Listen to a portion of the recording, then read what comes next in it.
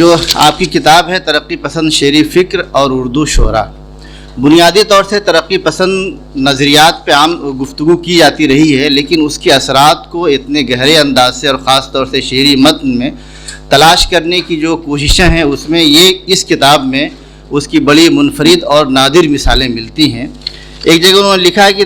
جیسے ترقی پسند کا جو بنیادی مفہوم ہے وہ دراصل روایت کو زندہ کرنا اور اقدار سے اس کی وابستگی ہے، اور ترقی پسند شاعری نے اسی زندہ روایت کو نئے معنی اور مفہوم عطا کیے ہیں۔ اس لیے یہ کہنا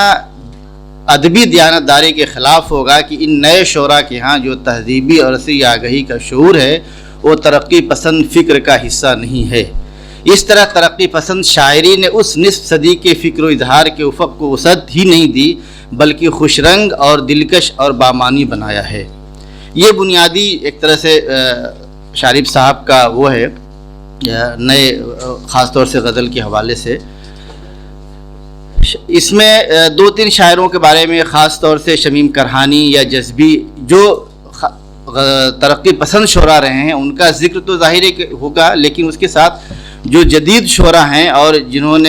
جن کی پوری توانائی نئی فکر یا جدیدیت کے رجحان سے وابستہ رہی ہے، جہاں ان کا مطالعہ کیا ہے اس میں خاص طور سے اس طرح کے اشعار کو یا تصوف کو عام طور سے 18ویں صدی میں تو تصوف برائے شعر گفتن خوبص کہا جاتا تھا، لیکن ترقی پسندی کے تناظر میں اور جدید شعراء کے ہاں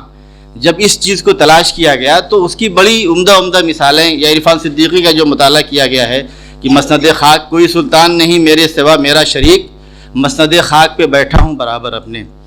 ظاہر اسی لکھنؤ میں آتش نے کبھی کہا تھا کہ زمیں پہ بوریا ہے بوریے پہ مرگ چھالا ہے، فقیر عشق بھی سہ منزلے کا رہنے والا ہے۔ تو اس پوری کتاب سے خاص طور سے جو غزل فہمی کی جو ہماری روایت ہے